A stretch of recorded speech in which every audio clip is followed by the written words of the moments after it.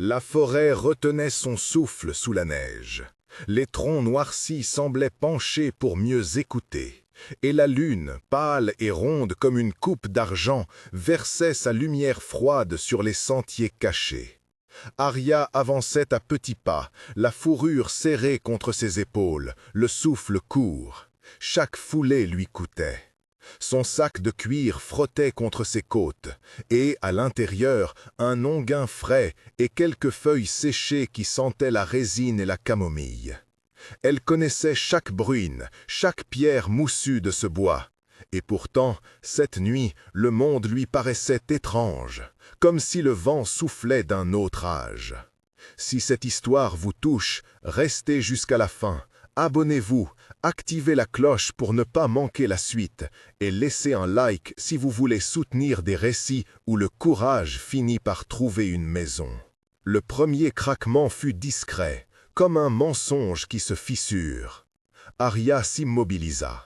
Son oreille perçut un glissement, puis un son qui n'appartenait pas au silence habituel, un gémissement faible, presque étouffé, et quelque chose qui couinait comme un cœur effrayé. Elle suivit le bruit en rampant parmi les fougères glacées. Là, au creux d'une racine, roulé sur lui-même, un petit corps blanc se blottissait. Une touffe de fourrure sale, des pattes trop maigres et des yeux grands comme la lune. Finn, pensa Arya, sans savoir pourquoi le nom lui vint, et sans savoir qu'il deviendrait mémoire. Il tremblait, la respiration hachée, et du sang étincelait sur son flanc où une bile sombre avait taché la neige. Le camp des rogues était proche. Elle sentit l'odeur du feu mal retenu, du fer et de la sueur. Des voix rauques filtraient, ponctuées d'un rire bas qui pinça sa peau comme une lame. Les rogues n'épargnaient que ce qu'ils ne pouvaient piller. Ils laissaient souvent derrière eux des petits cadavres ou des vies à demi brisées. Arya sut en un instant que si elle bougeait, Finn mourrait avant l'aube. Elle s'approcha, la main tremblante, et posa ses doigts sur le flanc du petit. Le contact fut froid, puis brûlant sous la blessure, comme si la neige elle-même saignait. Il fallait le transporter. Les odeurs du camp se rapprochèrent, l'air se chargea d'une menace aiguë. Arya prit le petit contre sa poitrine. Il se blottit comme s'il cherchait une étoile perdue. Elle pressa les lèvres, le goût de métal lui monta à la langue. Ses mains connurent la mesure du temps. Extraire les épines, nettoyer la plaie, poser un bandage grossier. Elle fit cela vite, avec ces gestes que lui apprirent les nuits nomades et les mains qui n'avaient que peu à offrir. Son cœur tambourinait, pas tant de peur que d'une fatigue ancienne, comme une corde trop tendue. Elle n'était pas du pack, elle le savait depuis toujours. On la chassait du refuge, on murmurait que ses cheveux blancs portaient la malédiction d'une lune trop proche. Et pourtant, sous la peau glacée du petit, elle sentit une pointe de chaleur qui ne venait pas du feu. « Le don tisse vie », murmure-t-elle pour elle-même, comme on invoque un nom interdit. Elle avait appris à l'appeler ainsi parce que les mots du vieux monde l'avaient frappé un jour. Tisser la vie, emprunter des fils de souffle pour réparer ce qui se délitait. C'était un art rare qui demandait plus que du savoir. Il demandait du cœur et un courage que la plupart n'avaient pas. On lui avait dit que c'était dangereux. On lui avait dit que c'était un vol du destin. On lui avait dit de garder ses mains hors du monde. Et pourtant, ses doigts brûlaient d'une impatience douce, comme si son corps se rappelait une maison qu'on lui avait arrachée. Les voix se rapprochèrent plus, rap, jurons, le son d'une lame qu'on rouvre pour l'aiguiser sur la pierre. Arya glissa Finn sous sa cape et, sans regarder en arrière, s'enfonça dans les broussailles. Elle entendit un cri, un ordre bref, puis des pas qui battaient la neige. Un projectile sifflant zébra l'air, la douleur explosa au bras d'Arya, vive, blanche, comme si la peau elle-même se fendait. Elle mordit sa langue pour ne pas crier. L'adrénaline la porta plus vite que ses blessures. Ils la trouvèrent avant qu'elle atteigne la route. Une meute de silhouettes hirsutes, armées de barres, de chaînes, leur chef au visage ruiné par le feu, surgit entre les troncs. Les yeux d'Arya cherchèrent une échappatoire, et, au même instant, Finn pleura d'un son aigu qui fendit la nuit. Le cri fit vaciller quelque chose chez les attaquants, un instant d'humanité mal placée. C'était suffisant. Quand la lame s'abattit, Arya n'eut pas le temps d'y penser. Elle pensa seulement à ce petit corps contre son cœur, au visage à peine sculpté d'un avenir. Elle sentit, comme une seconde peau, le flux du don qui s'éveillait. Le tis-vie n'était pas une chose verbale, c'était une chaleur ancienne qui prenait la forme d'un fil d'argent passant de sa paume à la blessure et qui brodait la chair avec douceur. Elle y mit sa force, sa peur, sa fatigue, la vérité de son nom. Le fil brûla ses veines, une douleur aiguë la traversa jusqu'à la gorge, une douleur qui était aussi une vieille bénédiction. Finn garda les yeux fermés, puis inspira. La couleur revint, d'abord plus pâle, puis rosée, comme une aube. Arya sentit sa propre vitalité se fissurer, s'amincir, un froid mordant s'installa dans sa poitrine. Si elle n'arrêtait pas, pensa-t-elle, elle pourrait s'abîmer et mourir sans que personne ne pleure pour elle. Elle retira la main, haletante, le sang sur ses doigts presque noirs. Le monde vacilla et un murmure de neige couvrit ses oreilles. Ils ne furent pas seuls longtemps. Des hurlements répondirent à ceux des Rogs, plus profonds, plus ordonnés. Des silhouettes immenses jaillirent des ombres, loups blancs, gardes du nord, la fourrure éclatante comme si la lune avait tissé leur manteau. Un sifflement long parcourut la clairière, ils n'avaient pas attendu l'aube pour rendre justice. Des voix graves donnèrent des ordres, et en tête, une figure se détacha. Grand, aux cheveux pâles, presque argentés, une stature qui commandait même sans parole. Ses yeux étaient deux pierres claires, et lorsqu'ils se posèrent sur Arya, quelque chose en elle se rompit pour mieux se recomposer. Khal entra parmi eux comme l'hiver entre les branches. Son manteau battait au vent, et son regard ne cherchait pas la guerre, mais le cœur de la vérité. Il posa la main sur le sommet d'un des loups, puis marcha droit vers elle. Des gardes firent cercle, des murmures s'élevèrent, mais Khal passa, comme si le monde l'écoutait. « Qui es-tu » demanda-t-il, la voix calme, basse, posée comme une main. Arya, le souffle court, cligna des yeux. Le froid l'avait vidé, mais devant cette autorité tranquille, une brûlure inattendue la parcourut. Honte, oui, mais aussi un soulagement qu'elle n'avait pas anticipé. « Je suis une guériseuse, dit-elle, car elle savait que mentir ne servirait à rien. Arya. » Il inclina la tête, non comme un juge, mais comme un homme qui reçoit une confession. Autour d'eux, les Rogs gisaient, assommés, humiliés par la puissance ordonnée de la garde royale. Finn, blotti dans la cape d'Arya, ouvrit les yeux et chercha une poitrine. Quand son regard rencontra celui d'Arya, il s'attacha à elle avec la force d'une racine qui pousse vers l'eau.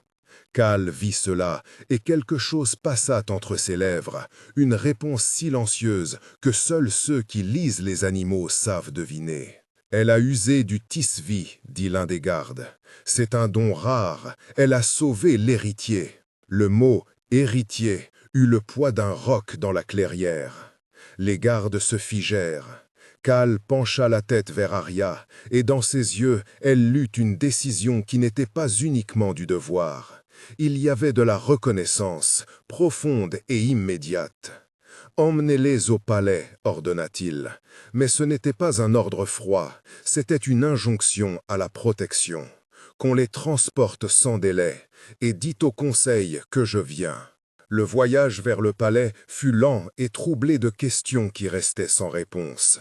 Des traînards, le regard des paysans sur la route, des champs blêmes, des portes de village qui s'ouvraient au passage des loups blancs comme au passage d'une tempête qui laisse derrière elle des branches brisées mais un air plus pur. Arya sentait le poids de Finn contre elle et la fragilité nouvelle qui occupait ses membres. Elle se demandait ce qu'on ferait d'elle dans ce palais où les murs savaient prononcer des verdicts, où l'odeur du jasmin se mêlait à celle du cuir poli. Vera accueillit leur convoi à l'entrée de la salle de guérison, les mains déjà tachées d'ongouins et de savoir. La guérisseuse en chef regarda Arya avec une curiosité pragmatique, presque dure. Les sages savaient reconnaître la valeur, et Vera n'était pas femme à se laisser émouvoir par des histoires de miracles. Pourtant, la flamme dans ses yeux ne laissait pas de doute. Elle savait ce qu'implique un Tisvi, et cela changeait tout. « Nous avons peu de temps, dit-elle. Si le fil du don a été tiré si fort, il reste des séquelles. Votre vie n'est pas entière, et vous devez apprendre à faire tenir vos fils sans vous rompre. » Dans la salle, Finn dormit enfin, son souffle un petit tambour derrière les bandages. Khal restait près de la fenêtre, comme s'il voulait garder un œil sur le dehors et un autre sur la chambre. Les gardes, discrets, s'étaient repliés en un cercle protecteur. Arya sentit la présence de Khal sans le voir, comme une pression d'air. Il s'avança vers elle, les mains calmes, et elle comprit qu'il mesurait plus que sa bravoure. Il mesurait sa solitude, son anonymat, l'étrangeté de ses cheveux blancs, et quelque chose en lui répondit. « Je vous dois la vie de mon fils, dit-il simplement. » Un roi dit peu, mais chaque mot pesait comme une pierre qu'on ne pouvait soulever à main nue. « Pour cela, je vous dois plus qu'un remerciement. Dites-moi votre nom, guérisseuse. » Arya répéta son nom, voix brisée, et pour la première fois, elle vit Khal éviter, puis tendre la main. Il n'imposa rien de plus que cette visée honnête. Il ne chercha pas à la posséder. Finn, encore dormant, remua et, comme pour sceller quelque chose, colla son visage au creux du cou d'Arya, respirant le parfum âcre de ses cheveux et la chaleur de son cœur. L'imprégnation, ce lien silencieux et irréversible qui unit un petit à celui qui le sauve, se forma en douceur. Ce n'était pas le mate band des mythes qui lie une vie entière à une autre de manière violente. C'était une reconnaissance instinctive, une attache qui prit place comme une graine dans la terre. Lors, dans les jours qui suivirent, la nouvelle courut. Au conseil, on parla plus fort que de coutume. Le duc fit claquer son sceptre, la baronne plissa les lèvres et le chancelier ajusta ses parchemins.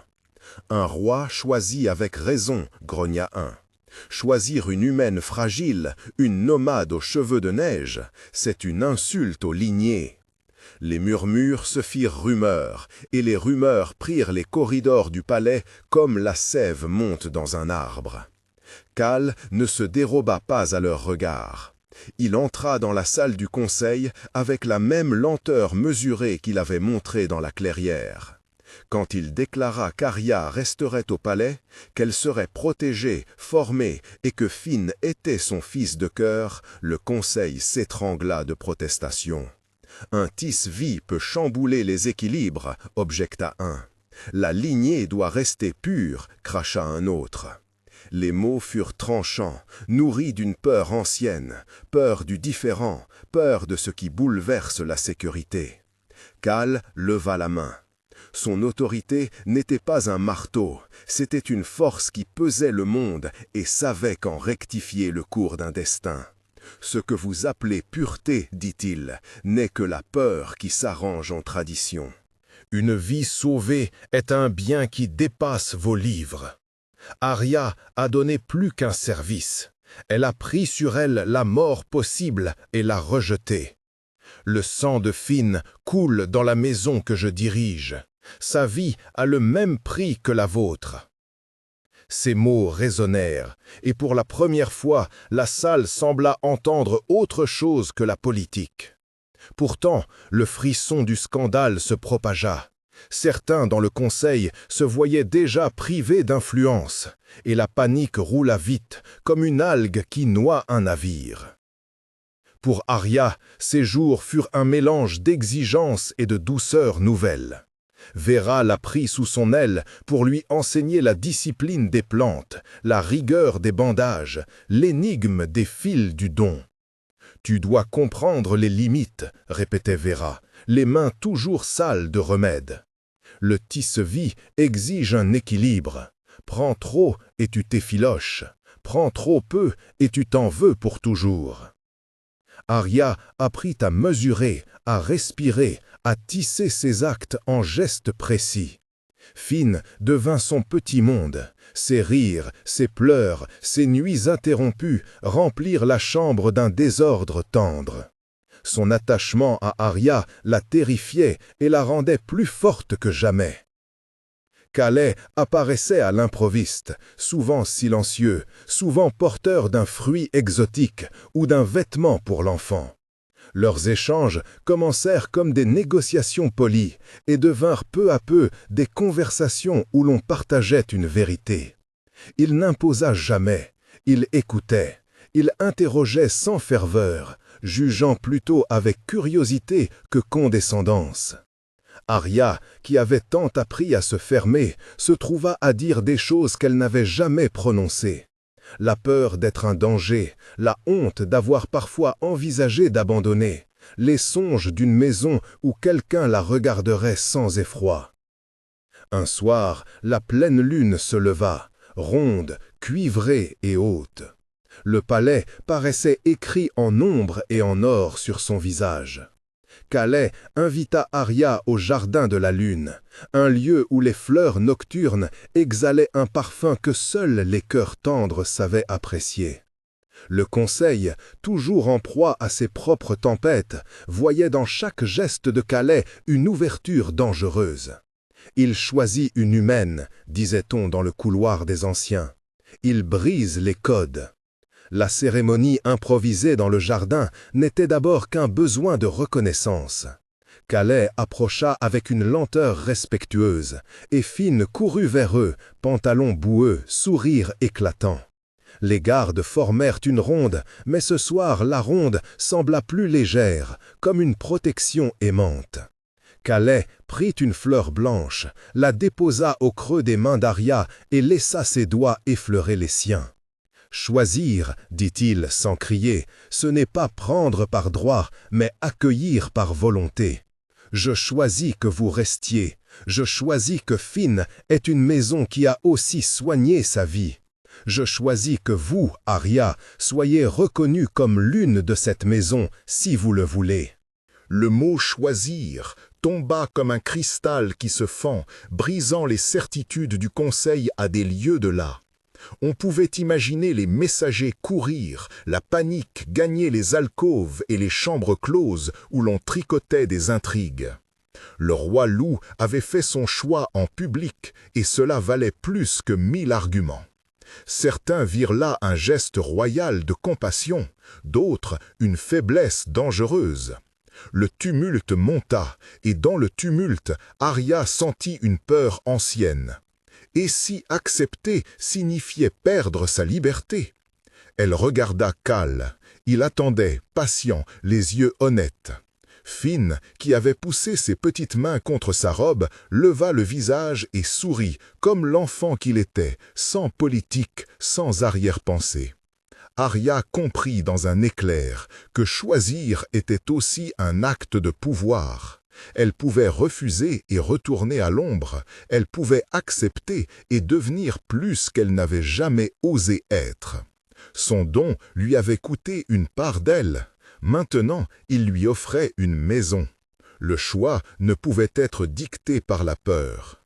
« Je choisis », dit-elle enfin, et sa voix, quoique tremblante, portait la ferme clarté d'un ruisseau. « Je choisis parce que j'aime cet enfant déjà. Je choisis parce que je veux apprendre à tenir mes fils sans me rompre. Je choisis parce que votre présence n'est pas une chaîne, mais une main qui se tend. » Le silence tomba, plein et grave. Cal s'approcha et prit sa main. Les gardes, loin d'imposer, saluèrent la décision avec un murmure d'approbation. À cet instant, le tumulte du conseil semblait loin, mais il n'était pas aboli. Dehors, les couloirs bruissaient et la panique commençait à se transformer en plan. Factions se dessinaient, alliances se nouaient et les voix hautes se préparaient à influencer le destin du roi. Pour Arya, ce fut un soir de réconciliation douce avec elle-même. Elle se sentait fragile et invincible en même temps, comme une feuille qui n'a plus peur du vent quand elle sait où est son arbre. Finn glissa sa petite main dans la sienne et la serra comme s'il scellait un pacte. Khal, à ses côtés, ne fit rien d'autre que rester vrai à ce qu'il avait décidé. Mais la paix était précaire. Le conseil ébranlé ne tarderait pas à riposter. Les rancœurs vieilles de plusieurs saisons n'allaient pas se dissoudre dans une seule nuit de fleurs. Quelque chose grondait sous les bas-fonds du pouvoir, des murmures de réussite, des promesses d'alliance, des regards tournés vers l'héritier et vers la place d'Arya au-dedans. Pour Arya, ce fut un soir de réconciliation douce avec elle-même. Elle se sentait fragile et invincible en même temps, comme une feuille qui n'a plus peur du vent quand elle sait où est son arbre. Finn glissa sa petite main dans la sienne et la serra comme s'il scellait un pacte. Khal, à ses côtés, ne fit rien d'autre que rester vrai à ce qu'il avait décidé. Mais la paix était précaire. Le conseil, ébranlé, ne tarderait pas à riposter. Les rancœurs vieilles de plusieurs saisons n'allaient pas se dissoudre dans une seule nuit de fleurs. Quelque chose grondait sous les bas-fonds du pouvoir, des murmures de réussite, des promesses d'alliance, des regards tournés vers l'héritier et vers la place d'Arya au-dedans. La lune, haute et indifférente, éclaira le jardin et fit luire la fleur blanche dans la main d'Arya. Elle pensa au fil de sa propre vie, à ceux qu'elle avait déjà tissés dans d'autres camps et à ce qu'il faudrait encore apprendre pour ne pas s'effilocher. Vera lui avait dit que l'équilibre se forgeait dans la répétition des gestes. Elle sourit, un sourire petit, décidé, et se tourna vers Khal. « Je dois apprendre, dit-elle, et je ne veux pas que cela se fasse sous la contrainte. Si vous me donnez une maison, je la défendrai. » Khal inclina la tête, acceptant. Autour d'eux, les bruits du monde reprirent, plus proches, plus pressants. Le conseil allait paniquer, des lettres seraient envoyées, des voix allaient se lever. Mais pour l'heure, dans le jardin, l'enfant dormait presque. La neige semblait bénir la terre et une femme au cœur ancien venait de choisir d'appartenir à quelque chose qui la recevait. Le dur travail commençait à l'aube. Apprendre à tenir la force sans en être englouti. Apprendre à aimer un roi qui portait sur lui l'hiver et la justice. Apprendre à naviguer entre les pièges du palais. Et plus que tout, se préparer à ce que le conseil ne se contente pas d'un choix fait dans la douceur. Les semaines qui suivirent furent un tissage à la fois rude et tendre. On parla, on conspira, on observa, et Arya apprit à recevoir la politesse des seigneurs sans s'y perdre. Vera l'enseigna, la tint lors des nuits où la fatigue menaçait de la consumer, la guida pour recycler les fils de vie en gestes mesurés. Finn mourait de curiosité et d'énergie, il courait dans les jardins, se collait aux loups apprivoisés et riait à la journée comme si la maison était leur seul horizon. Mais la rumeur ne resta pas confinée aux salles. Au conseil, certaines voix se firent plus dures. Un tisse-vie dans la maison du Nord ouvrira la porte à tous les dérapages, écrivit un noble dans un parchemin que la rivalité froissait. D'autres murmuraient qu'il serait prudent de marquer un geste pour montrer qu'on n'autorisait pas la nouveauté sans garde. La panique politique grandissait, et avec elle la menace d'un choix qui coûterait peut-être plus aux uns que les autres. Arya ressentit la frayeur comme un froid qui revenait par ondes. Elle voyait les arguments tissés contre elle, sentait la suspicion comme un parfum amer. Mais elle avait aussi la main de Finn, la présence mesurée de Khal et l'exigence de Vera. Elle sut que si le conseil se rebellait, la lutte ne serait pas seulement pour son statut, mais pour le droit d'aimer et de protéger, sans être jugée pour la forme que prenait ce geste. La tension monta jusqu'à une soirée où les corridors du palais frémirent d'un malaise particulier. Une assemblée sérieuse avait été convoquée, et le roi, qui jusque-là avait navigué avec fermeté, dut se tenir face au conseil et justifier le geste qui avait secoué la cour. Les gardes se massèrent, les parchemins furent déroulés, et le visage d'Arya, pâle et déterminé, apparut parmi les témoins. Elle comprit qu'elle ne serait plus seulement la guérisseuse nomade venue d'un bois, elle était devenue un symbole, et les symboles attirent les passions. « Votre Majesté, dit le chancelier d'une voix qui cherchait l'équilibre entre la courtoisie et l'attaque. Choisir une humaine fragile pour être la lune de la Maison du Nord, c'est amener des éléments nouveaux au cœur de notre tradition. Nous craignons pour l'ordre, pour la lignée. Nous demandons des garanties. » Kyle leva les yeux, et dans son regard se lisaient des promesses profondes. « Les garanties, répondit-il, ne sauraient se baser sur la peur. Nous protégerons notre maison. Arya a montré qu'elle sait donner. Et si cela signifie éduquer le palais à une meilleure justice, alors nous l'éduquerons. » Il prononça ces mots comme on scelle une alliance. Mais la salle n'était pas apaisée. Les murmures grondèrent. Certains parlaient d'exil, d'autres d'examen et de test. Il y eut des voix qui proposaient une enquête du royaume, comme si un savoir ancien pouvait être enfermé dans des parchemins. Kyle défendit Arya avec patience, avec le poids de sa responsabilité. Mais il sut aussi que les batailles politiques demanderaient du temps, de la ruse et peut-être des concessions. Arya sentit l'étau se resserrer.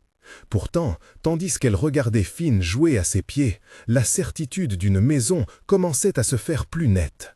Une maison ne se construit pas d'un seul bloc, elle se tisse fil après fil, soin après soin. Elle se tenait prête à déployer son don non comme une arme, mais comme un instrument de reconstruction.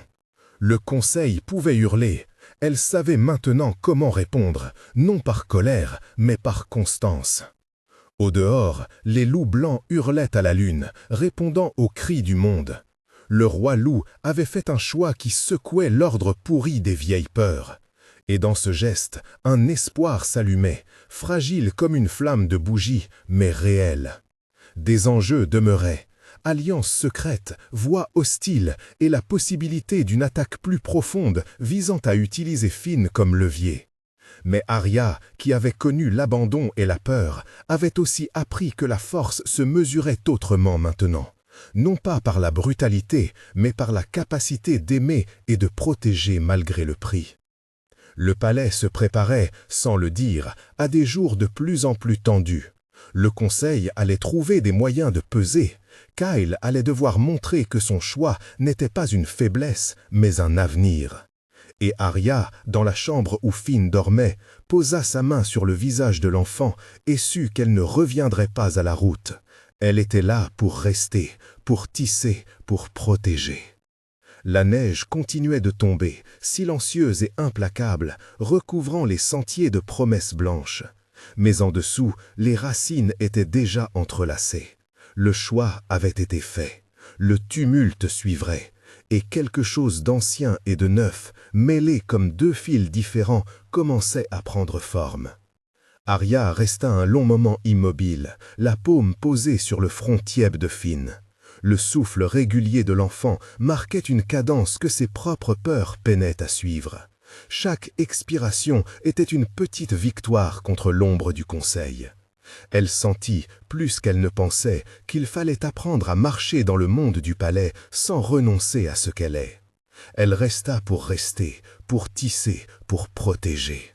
La neige continuait de tomber, silencieuse et implacable, recouvrant les sentiers de promesses blanches. Mais en dessous, les racines étaient déjà entrelacées. Le choix avait été fait. Le tumulte suivrait. Et quelque chose d'ancien et de neuf, mêlés comme deux fils différents, commençait à prendre forme. Arya resta un long moment immobile, la paume posée sur le front tiède de Finn. Le souffle régulier de l'enfant marquait une cadence que ses propres peurs peinaient à suivre. Chaque expiration était une petite victoire contre l'ombre du conseil. Elle sentit, plus qu'elle ne pensait, qu'il fallait apprendre à marcher dans le monde du palais sans renoncer à ce qu'elle est. Elle resta pour rester, pour tisser, pour protéger. La neige continuait de tomber, silencieuse et implacable, recouvrant les sentiers de promesses blanches. Mais en dessous, les racines étaient déjà entrelacées. Le choix avait été fait. Le tumulte suivrait. Et quelque chose d'ancien et de neuf, mêlés comme deux fils différents, commençait à prendre forme. Protéger Finn ne signifiait pas seulement le tenir dans ses bras. Cela demandait de tisser autour de lui des murs et des filets invisibles, des loyautés, des gestes publics, des preuves que la maison tenait pour autre chose que la tradition aveugle. Vera trouva Arya dans la chambre aux volets clos, la nuit déjà tombée comme un drap lourd sur la neige. L'ancienne conseillère n'avait jamais eu la douceur d'une mère, mais elle savait lire les gestes qui réclamaient secours. Elle posa une main ferme sur l'épaule d'Arya et parla sans détour. « Demain, dit-elle, le conseil exigera un acte.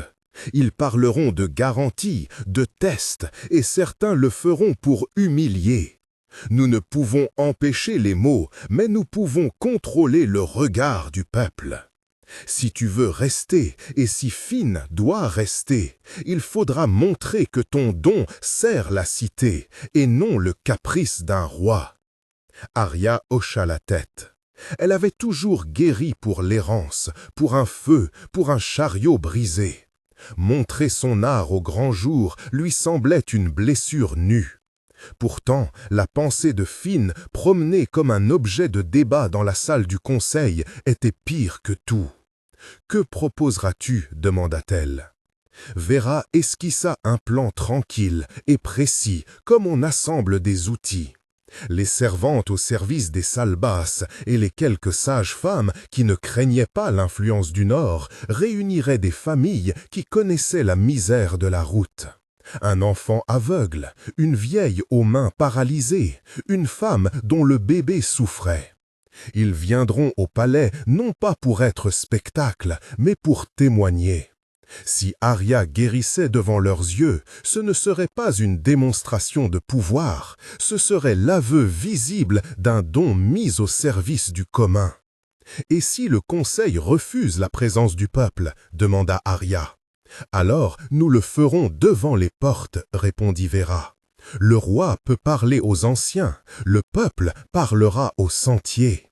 La vérité n'a pas besoin d'aller chercher l'approbation des terrasses pour exister. » Kael vint trouver Arya au matin suivant, avant l'aube. Le roi portait encore la fatigue de la nuit, mais son front était reposé. Il posa devant elle une petite fiole d'ambre contenue par un tissu sombre. « C'est un pacte que j'offre, dit-il doucement. Je demanderai au conseil une audience publique. Ils auront le droit de poser leurs questions. Tu auras le droit de répondre. Je mets mes gardes à ta disposition et la maison du Nord se tiendra en première ligne. Mais comprends ceci. Je ne puis pousser les cœurs des anciens par la force. Si nous gagnons, ce sera parce que la ville verra que ta main guérit plus qu'elle ne prend. Si nous perdons, je te protégerai autant que je pourrai. Mais Finn doit rester hors débat. Aucun serment, aucun parchemin n'autorisera qu'on l'expose comme marchandise. » Les yeux d'Arya cherchaient les siens. Dans le creux de leur regard, la promesse n'était pas un mot. C'était une présence qui tenait ferme comme le roc. « Alors nous ferons cela, dit-elle. Mais il faudra plus que des gardes et des mots. Il faudra des visages qui parlent et des mains qui savent. » La nouvelle de l'audience circula comme une rumeur portée par le froid. Les maisons se couchèrent, se levèrent, ces chuchotements changeant de sens selon qui tendait l'oreille. Certains commerçants y virent une occasion de rallier la faveur du roi. D'autres y flairèrent la possibilité d'arracher une faveur, un mariage, une concession sur des terres de chasse. Les anciens se préparèrent à débattre comme on aiguise des lames.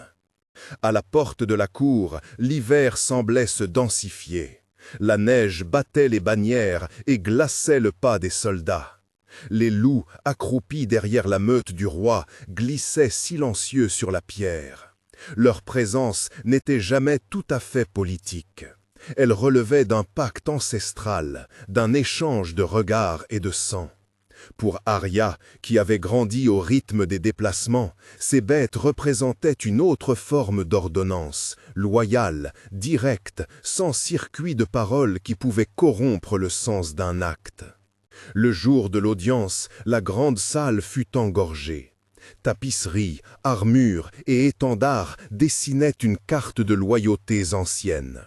Les anciens s'installèrent, chacun comme un rocher duquel on attendait qu'il cesse de rouler. Le peuple se tint dehors, pressant les mains froides l'une contre l'autre. Vera et les sages-femmes avaient réussi à faire venir quelques visages qui portaient l'empreinte de la route et des faubourgs.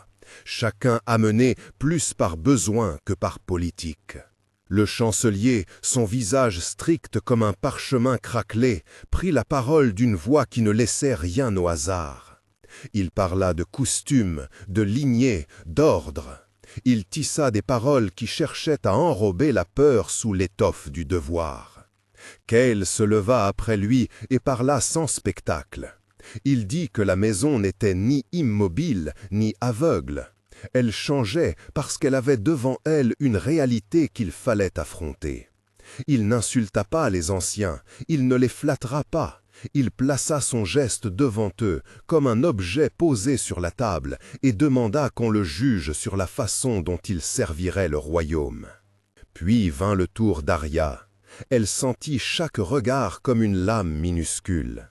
L'espace de la grande salle semblait rétrécir au rythme de ses pas. Elle ne répondit pas avec la langue des nobles. Elle parla simplement de ce qu'elle connaissait, de la fièvre qui monte et brûle, du souffle qui se perd, des mains qui ne trouvent plus la force de tenir un bol. Elle parla des gestes qui sauvent un voyageur au bord du temps, non pas pour prouver un talent, mais pour rendre flagrante la présence d'une main prête à servir. Lorsque l'une des vieilles femmes amenées par Vera fut appelée au devant, la salle retint un soupir. L'aveugle dont on parlait claquait parfois ses doigts pour retrouver la chaleur des gens. Elle tenait un pot dans ses mains qui brûlait selon la parole d'Arya. L'enfant paralysé avait les doigts croisés autour d'une poupée de chiffon. Son souffle était irrégulier, raréfié. Arya posa les deux mains sur la tête de la vieille femme, puis sur le ventre du garçon, et ferma les yeux. Ce n'était pas un spectacle d'orgueil, c'était un travail de patience. Les murmures devinrent des soupirs, les sceptiques s'immobilisèrent. Là où les mots échouaient, les gestes parlaient. Les doigts d'Arya firent ce qu'ils avaient appris dans les bois et sur les routes. Ils chauffèrent, drainaient la douleur, rappelèrent au corps sa mémoire de guérison. La vieille femme frissonna, puis tira sur la manche d'Arya pour murmurer un remerciement que l'oreille de la salle reçut comme une preuve. Pour un instant, la salle fut un autre monde, puis la réalité reprit son poids.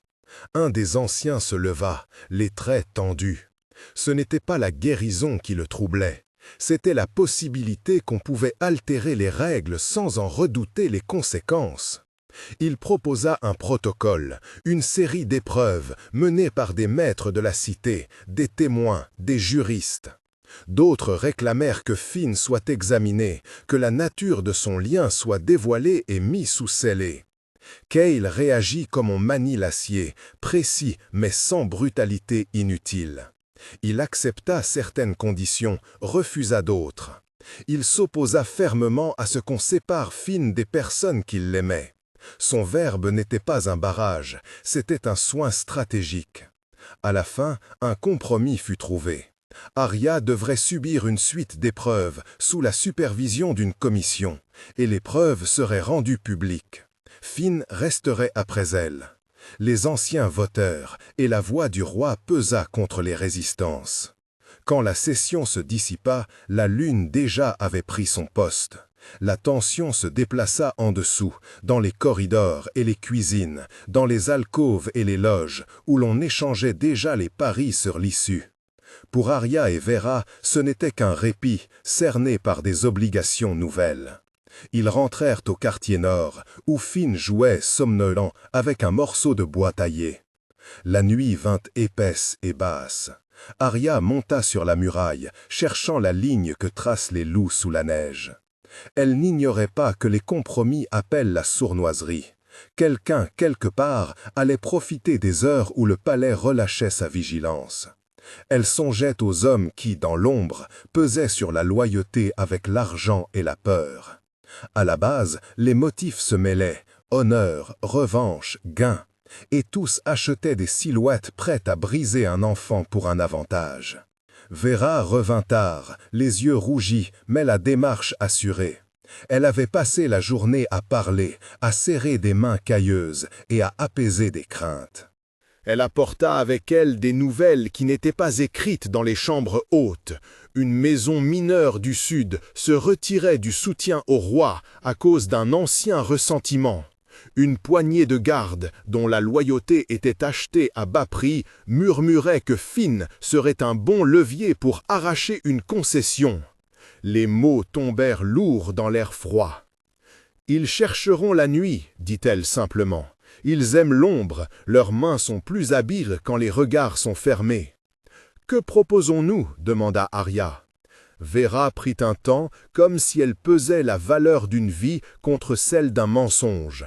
« Nous ne pouvons pas barricader la maison pour l'éternité, mais nous pouvons rassembler ceux dont la loyauté est sincère. Les loups restent dehors, les gardes fidèles restent.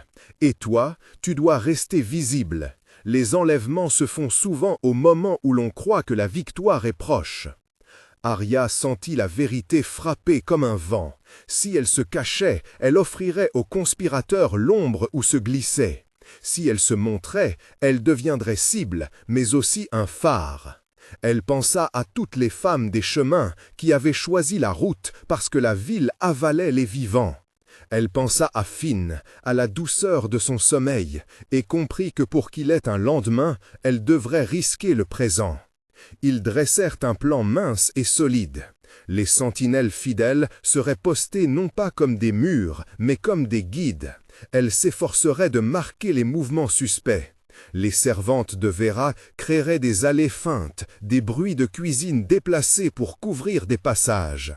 Khal assigna un contingent de jeunes soldats loyaux au cœur de la veille, mais fit jurer à chacun d'eux que, à la première alerte, ils feraient front comme s'il s'agissait d'une attaque ouverte, non d'une simple ruse.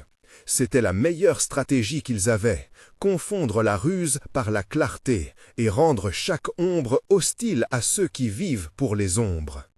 La nuit où l'on avait décidé de tester la vigilance, la neige tomba plus sourde.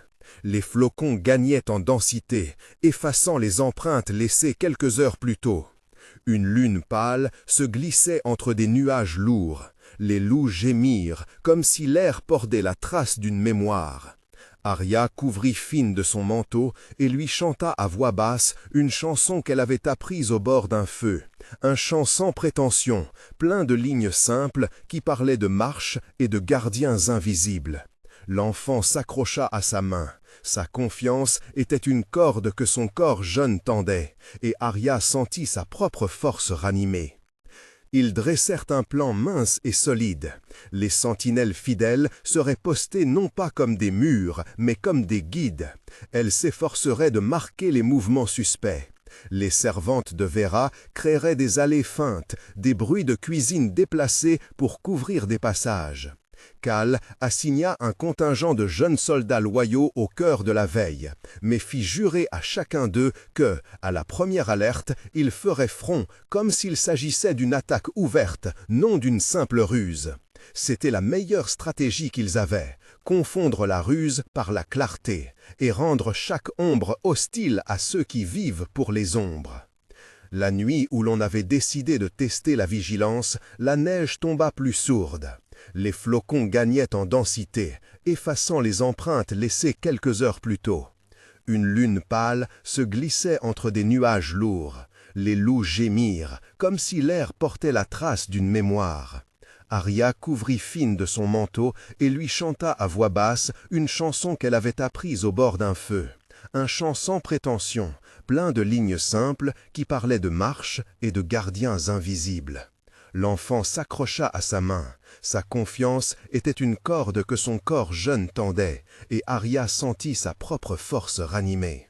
L'un d'eux regarda la muraille, fit signe, puis un petit groupe se sépara, dévalant vers l'aile nord. Leur but était précis. On aurait dit qu'ils tenaient la carte des couloirs dans leur poche. Arya sentit un froid nouveau, différent de la neige. C'était la peur, à l'état bruisseur, mais aussi l'adrénaline. Vera, aux aguets, pressa 2 doigts sur une cloche cachée, un signal codé que quelques servantes avaient appris. Les jeunes soldats se glissèrent hors de leur poste, et Khal, qui avait pourtant juré de rester visible, sortit de l'ombre comme un éclat décidé.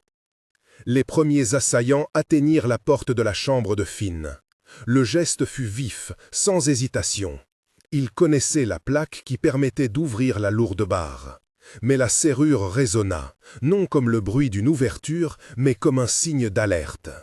Derrière la porte, les silhouettes de gardes loyaux jaillirent, créant un mur d'ombre contre l'intrusion. Le premier heurt fut confus. Les hommes masqués n'avaient pas prévu la résolution humaine d'un palais préparé au pire. Ils reculèrent, poussèrent, cherchant une brèche. Une servante cria, et la cloche tinta, une note qui fit revenir l'ennemi à une froide lucidité. Si on les avait pris sur le fait, il leur fallait un nouveau plan. L'un d'eux, plus audacieux, tenta de gagner le balcon pour fuir avec un enfant. Mais les loups, alertés par le tumulte, surgirent avec une force brute que nulle armure ne pouvait contenir. Ils bondirent, et le fracas de dents et griffes dans la neige fit fuir une moitié des assaillants. Pourtant, la scène ne se limita pas à une bataille de bêtes et de boucliers. Parmi les silhouettes masquées, Arya reconnut un pas particulier, une façon de porter un fardeau qui trahissait une familiarité avec le palais.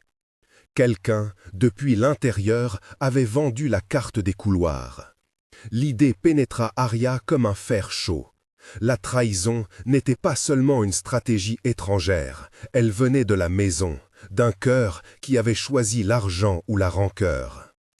La mêlée prit fin aussi vite qu'elle avait commencé. Les assaillants s'enfuirent, certains capturés, d'autres perdus dans la plaine blanche qui les avala. Finn, blême mais intact, dormait comme si rien n'avait troublé ses songes. Arya l'enserra, remerciant le ciel et les loups d'un seul souffle. Khal se tint au milieu des débris, le visage fermé. Il craignait la division qu'une attaque pouvait semer. La maison ne tiendrait plus sur une seule loyauté désormais. Il faudrait remanier les alliances, punir les traîtres, rassurer ceux qui s'étaient montrés fidèles. Vera, les mains encore couvertes de poudre et d'huile, regarda autour d'elle, jaugeant les pertes et les visages. Elle serra la mâchoire, puis se retourna vers Arya avec une douceur qui n'était pas tout à fait maternité, mais une alliance. « Ils ont des complices, dit-elle, des hommes qui regardent les loyautés comme des vêtements qu'on peut changer. Nous devons trouver d'où vient la carte. » « Et si c'était un proche ?» murmura Arya. « Que faire quand la trahison est voisine ? Alors nous ferons ce que nous avons toujours fait sur la route. Nous chercherons la preuve et nous la dévoilerons à la lumière. La vérité aime la clarté. » Les premières lueurs de l'aube peignirent les pavés de rose. Le palais, recousu après la douleur de la nuit, se remit à respirer. Mais une vérité nouvelle pesait. La maison était vulnérable. Et le conseil n'allait pas rester inerte. Les anciens apprendraient vite qu'une attaque avait eu lieu, et certains interpréteront cette faiblesse comme un signe qu'Arya et son lien avec Finn n'étaient qu'un ballon à percer. Tandis qu'on rassemblait les blessés et que les témoins livraient des récits essentiels, Arya se retira un instant près des loups. L'un d'eux vint s'asseoir à ses pieds, posant sur elle un regard qui n'était ni homme ni bête, mais les deux à la fois. Elle sentit son cœur se stabiliser au rythme de leur respiration. Elle savait que la bataille politique qui suivrait serait plus exigeante que le fracas de la mairie. Les traîtres, une fois découverts, se cacheraient derrière des lois, des costumes et des mots. Pour les combattre, il faudrait autre chose que des dents. Et pourtant, au milieu de la brume du matin, Arya sentit une chose simple et dure. Elle ne reculerait pas. Finn était là, et elle irait jusqu'au bout pour que ses pas aient un avenir. Au loin, un messager hâta sa course vers la porte du palais, le visage creusé de peur et d'urgence. Sur sa poitrine, un blason inconnu battait comme un cœur nerveux. Il portait un message qui promettait de changer la nature même des alliances. Un message dont le contenu, une fois lu, laisserait peu de place à la neutralité. La grande salle se prépara à un nouvel acte. Les anciens, inquiets, allaient réclamer davantage. Les maisons du Sud allaient mesurer leur intérêt. Et quelque part, dans l'ombre, une main observera la toute prochaine pièce en silence, prête à frapper au moment où la lumière paraîtrait la plus sûre. La ville, sous la neige, retenait son souffle. Le messager glissa malgré la neige sur les dalles de la grande salle, les doigts engourdis serrant le rouleau scellé. Son souffle formait des nuées rapides. Il y avait une hésitation dans sa démarche, comme si chaque pas mesurait le prix d'une confidence trop lourde. On l'entoura sans grâce, les anciens le pressèrent de questions et lui firent signe d'approcher le siège du conseil. Khal fit un pas en avant, sa silhouette taillée dans la réserve, prêt à prendre la parole avant que la peur n'installe des folies. « Parle » dit une voix rauque, l'un des anciens, la main sur la pomme d'un bâton usé. « Qui vous envoie ? Et quel est ce blason ?» Le messager leva la tête. Sur sa poitrine, le métal qui portait le blason tremblait encore, et les yeux de toute la salle se plantèrent dans ce symbole inconnu. Un cercle brisé, bordé de sinuosités qui évoquait à la fois une chaîne et une flamme. Ce n'était pas l'écusson d'une maison connue, c'était la marque d'une coalition, d'une autorité qui s'était formée à la marge des cartes habituelles. Par la volonté de la Ligue des Marches du Sud, souffla-t-il. Par ordre de Lady Maérite, dit-il, en déposant le rouleau sur la table. Lire. Vera échangea un regard avec Arya. La douceur qu'elle avait montrée quelques heures plus tôt se mua en froid d'évaluation. Kael, lui, serra la mâchoire. L'idée d'une ligue, une alliance des maisons du Sud, ajoutait une échelle nouvelle au danger. Ce n'était plus seulement un groupe d'assassins ou une bande de pillards, c'était une menace organisée, capable de lier autour d'elle maisons, ressources et anciennes rancœurs. L'ancien le plus âgé prit la lettre avec des doigts comprimés par l'âge et l'usage.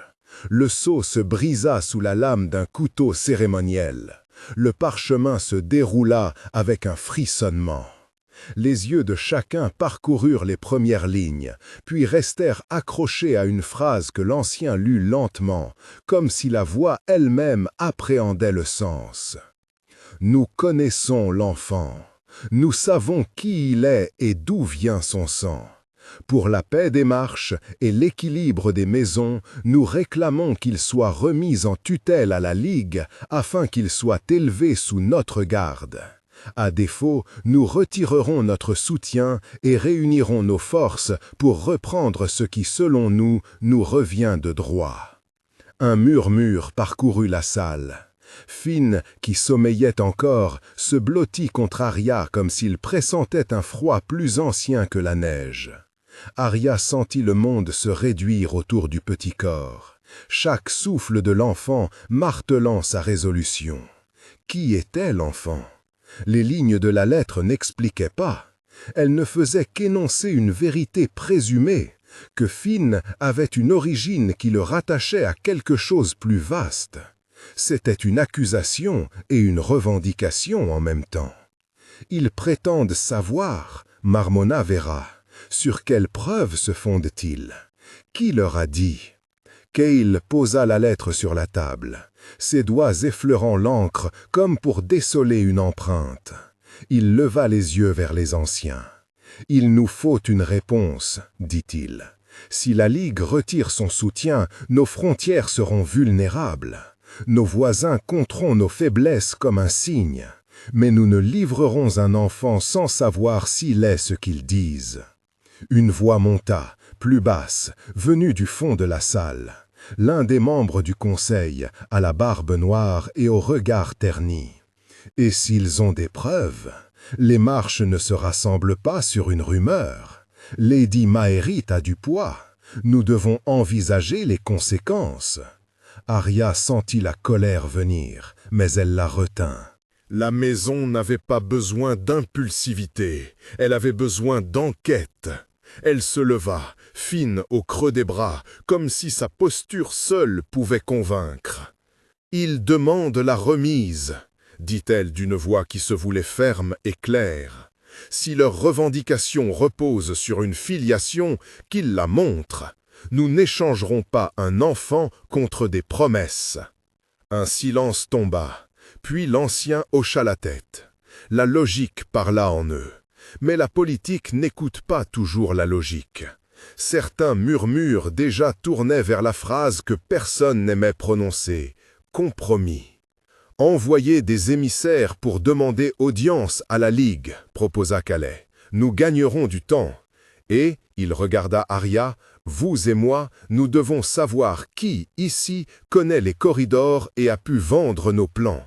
La trahison commence souvent par un mot, par une carte. » Vera s'approcha, son regard plus doux que la certitude de Calais, mais plus aiguisé qu'un couteau.